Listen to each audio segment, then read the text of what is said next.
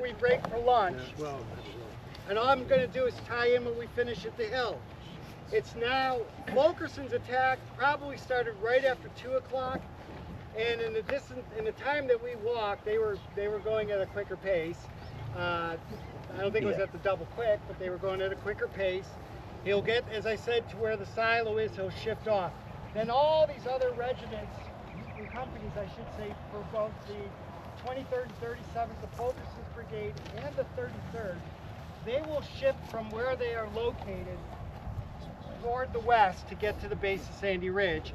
They'll see Jackson aligning artillery above them, and they'll work their way together to get onto the ridge and join up with Jackson. He's already initiated that part of the battle. But what's Jackson been doing here? This is his first battle in which he's calling the shots.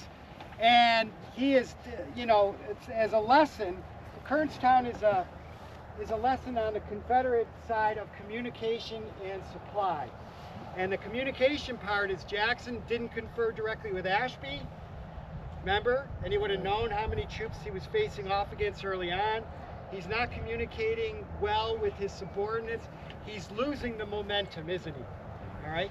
But what he'll notice as he shifts over to Sandy Ridge, there is something sticking out like a sore thumb on the Union side, and that is Robinson's battery. Remember, I had those guys shifting their guns from Pritchard's Hill over there? They're on a knoll by themselves, and Jackson will pick up the rest of Garnett's brigade, which is the 27th and the 2nd and the 4th. Remember, the 33rd's with Garnett, and the 5th Virginia is still on the road. And he'll shift them over to Sandy Ridge. And on Sandy Ridge, he's only bringing them up there to support artillery. There's not supposed to be a battle up there. So supporting the Carpenter's battery appropriately is the 27th Virginia. Why? Because that was a company of them, right? Supporting Waters' battery will be the 21st Virginia from a different brigade, and that's commanded by Lieutenant Colonel John M. Patton. One of the famous Pattons, right? Right? He is. There are 6 Patton brothers that fight in the Civil War, and he's one that survives. There are 3 that don't make it, but 2 that don't make it, but he survives. He'll be with Waters' battery. We're going to be at their position at the end of the day, but they'll all end up at the Stonewall. Now, why do they end up there? We'll pick it up in the afternoon. But Jackson sees that Robinson's battery standing out there, and he's going to order the 27th Virginia to work its way around the top part of the ridge, the northern part of the ridge, and somehow descend and capture that battery. Remember what I said? He likes to repeat the ingredients of a previous success. Didn't he capture a battery in his last battle at Bull Run, First Manassas, when the 33rd Virginia in blue uniforms rushed and captured Griffin's guns, where the visitor center is now? So, you know, it could be coincidence, but it's Jackson again seeing that opportunity. Here's the irony of First Kernstown. I'll leave you with this as we go to lunch. When Kimball goes to Tyler and gives him his orders, and Tyler says, boys, put on your bayonets, you're going to need them. Tyler is going to be working his way on Cedar Creek Grade Road, and he's going to ascend Sandy Ridge from north to south, essentially. And why is he going to do that? To capture those guns on Sandy Ridge. So what's going to happen on Sandy Ridge are mirror movements, 2 opposing forces moving to capture each other's batteries, not expecting to bump into each other. What's the difference? 1 regiment versus 1 brigade, 230 officers and men versus 2,300. All right? What could go wrong? What could go wrong? So we're going to pick that up as our first stop in the afternoon.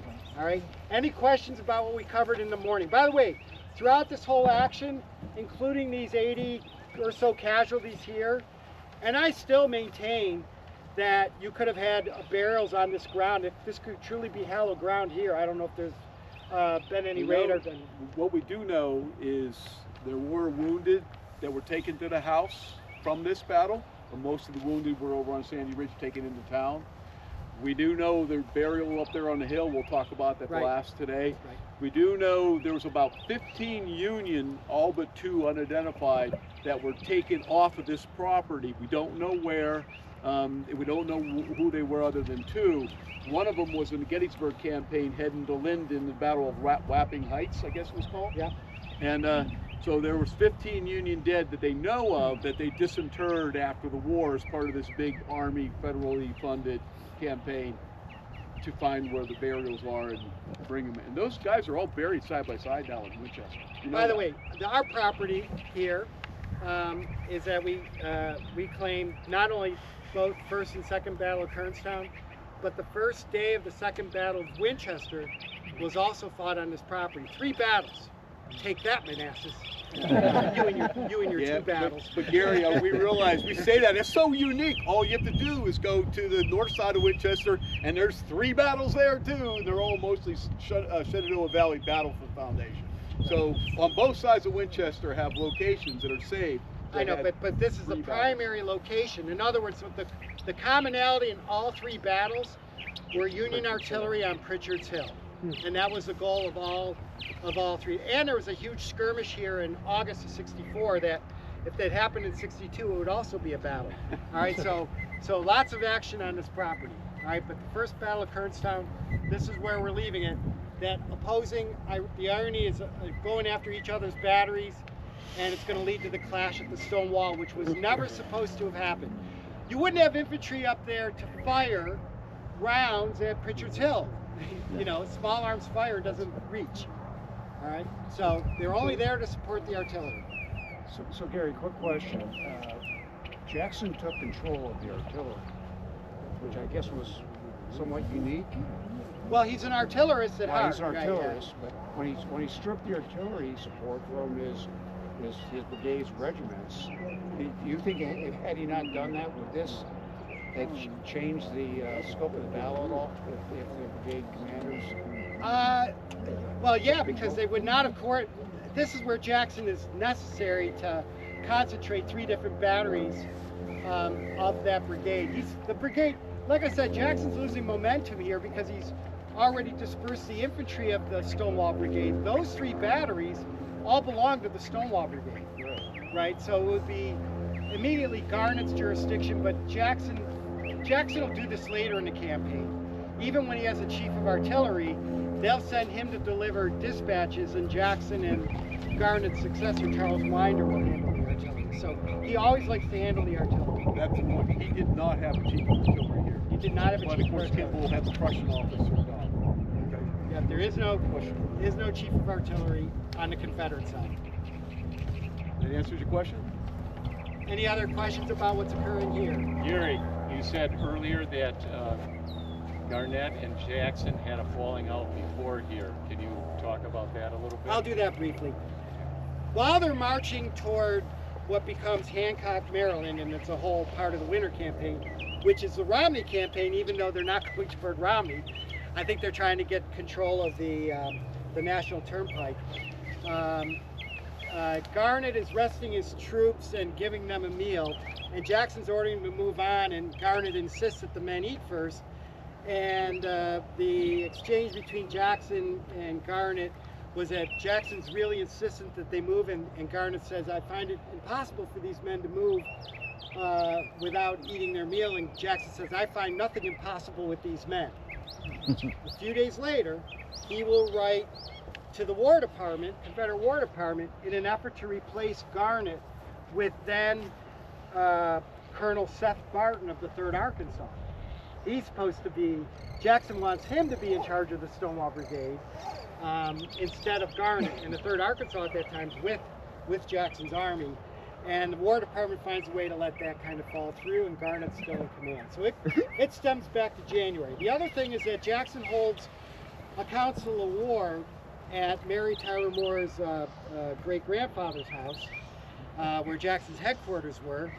And Garnett, I can't prove this, but I think Garnett was the one that was most vocal about Jackson's plan to launch a night attack, and somebody had to tell Jackson that to wheel back and get their supplies, it would cost them 8 more miles of marching, and Jackson He could have still called it, but he called it off. And he said that's the last council of war I will ever hold when he leaves the town. And I think he's held that against Garnet ever since then, because that is the last council of war he will ever hold. And that's the last time I ever have him personally in discussion with Garnet, is at that council of war. So we're gonna break for lunch.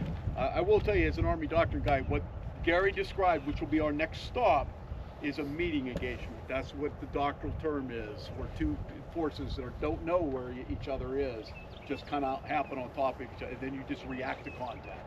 And that will be the story there after lunch. We get an hour, get about 5-minute walk. I think we just keep it short. So go to a fast food restaurant, don't sit down because you ain't got enough time. Well, What do you want? say 12:45. 12:45. Yeah. All right, 12:45. You can sit down. Rose Hill Rose Park. Hill Park. How do you get there? Well, You got a Google Map? you can either come back here. We'll leave about 12:30. We'll leave here. If you can't get it to plug into any GPS or not using it, go with somebody from here. Yeah, come back Otherwise, here. I think it's Rose Hill Park shows up on It the- does. Oh, yeah. We have issues in GPS here. I've never seen an issue with GPS at Rose Hill Park. You can get it from the Cedar Creek Grade Road, or you can go down the middle road. It'll direct you one way or the other. All right, so 12:45 at Rose Hill Park.